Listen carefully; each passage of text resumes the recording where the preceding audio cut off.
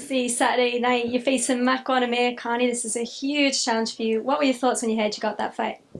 Uh, I knew I was going to get that fight sooner or later. We fought on the same card. I fought twice in the UFC. We both fought on the same card both times. I was in his hometown, I can't remember, a couple of years ago for a show, and they were talking about it there, and I knew then I was going to get that fight. I had it in my head. Like 2 years ago, I was like, yeah, I'll have that fight soon. I'll have that guy soon. So when I got it, it was an immediate yes. I knew I was going to have it, so I'm happy. Do you think he'll cause any problems for you anywhere at all?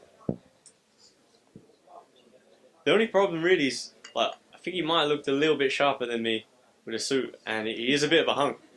And I can't compete with that, you know what I mean? My eyebrows sometimes connect in the middle. I've got a shit beard going on, and he's well groomed. What can I say? He's got a tie. I've got no tie. Like, you know, that's the main problem.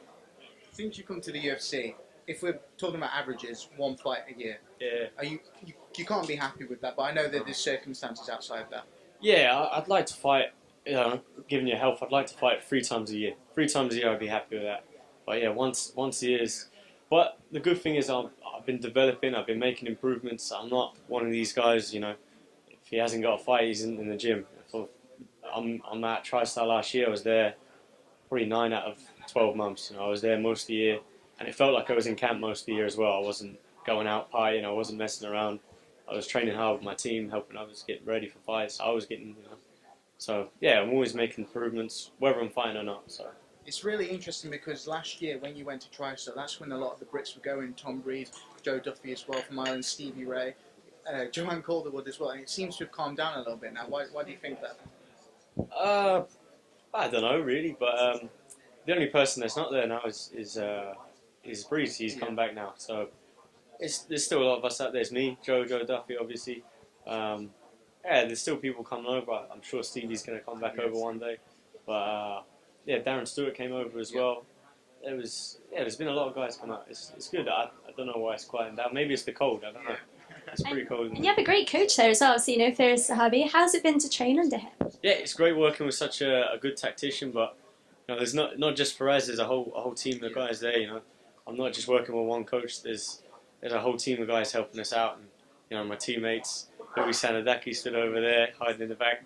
But he's been a huge help in this camp, and it's great to have those guys around in the gym. For you now, look, for years we've been talking about you in the UK as one of the ones to watch. You finally got that UFC shot. You're back again now. Look, Makwan, in all honesty, is a very tough opponent. This is the toughest guy you face. Looking at it now from face value, do you feel like this is the fight that you needed now to prove that Arnold Allen is on that level? He is on that UFC level? Yeah, more so than he has the hype. He has the hype behind him, you know. He's got a big following, and he's got more hype than achievements. But it's good for me. Like, all I have to do is turn up and win, and I'd steal that hype, you know. And I make myself legit. I put myself up there. So. Well, you've said in the past anyway, because obviously you started, you went pro really young, as we've mentioned before, and, I think you've said before, like, people do constantly underestimate you because you are quite young. Yeah. Do you think maybe he's underestimating you a bit in this fight as well? No, I'm sure he's from a good camp, you know, like, he's had plenty of fights as well. You know, everyone in the UFC, we all know that you don't get to the UFC by being shit, but there's the odd guy out there, but, you know what I mean, so I'm sure he has respect. So, both of you, you've both been out actually for 13 months, so you both fought on the same fight card last year. Does that bother you at all? Do you think you might have any ring rust, or this year you're hoping to fight a lot more? I want to fight a lot more, but I'm not going to have no ring rust. I've been training every day still, so I haven't been out for a year on my ass, so yeah. As a percentage, how much have you been able to show of your full skill set in the UFC so far? Let's go with 10%. 10%? Yeah. There's another 90 to come. Got up on the face-off there. It's always interesting watching fighters face off, seeing the dynamic. Sometimes there's animosity, sometimes there's mutual respect. You walked straight up to him and went, "Nice suit, mate." What do you make of Makwan as a fighter, but what do you make of him as a guy as well? I think he's a wild fighter, but I think he's a good guy, and I've seen him at shows, and he's always been cool. He's a very emotional guy, but I'm sure it's all part of the show, so. He's a nice guy. And if you can predict the fight, how do you predict it's going to go down on Saturday night? However I want. That's a bold play. Yeah. Yeah. Want to talk about the tri-star British kind of conflict here because there's a massive fight coming up that everyone's talking about. Michael Bisping from the UK Yeah. against George St Pierre from Tri-Star where Yeah. you train. Where do you stand on that, man? Are you going to make a prediction on that one?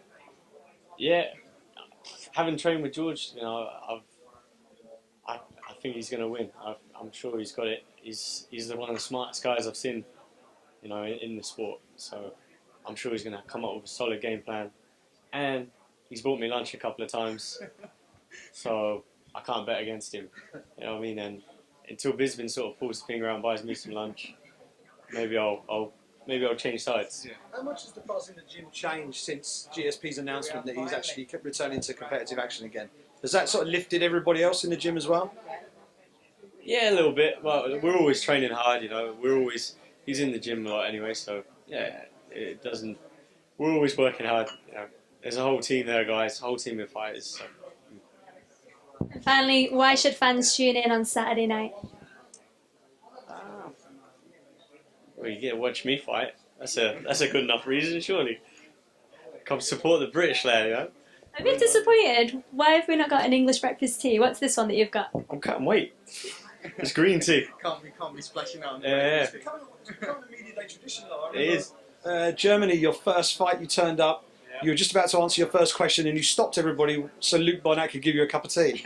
Is this your thing now, every media day, cup of tea? It's just I like a tea like when I'm cut, you know. True British. They didn't have no lemon ginger one, so it's not as good. But, Okay. well, It's been lovely to speak to you. thank you.